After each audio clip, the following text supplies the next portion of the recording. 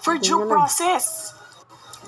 Madam Vice President, Sir, Ah, nasa loob ng detention ano? ang tao because you Loob na. question due process. ah, Asaan ang explanation ng due process ninyo ano? doon? Saan? Nasaan? Ah, sige. Madam Vice Tinanong President, kita kanina, Process, I'm sorry sir, tinanong kita Oh. kanina, sino ang appointing authority? USEC ng ASEC, anong sagot mo? Secretary. Okay. Hindi mo alam. hindi pa po ako Hindi nagsumasagot. mo. Nakita kita, sumagot. Sumagot ka na. Camera. Camera. Kita sumagot. Sinabi mo, sumagot eh. Secretary. Motion to Hindi suspend. ninyo alam lahat. 1 minute, ang sir. nag-a-appoint One ay minute President. suspension is declared by the chair. Ano? Ah,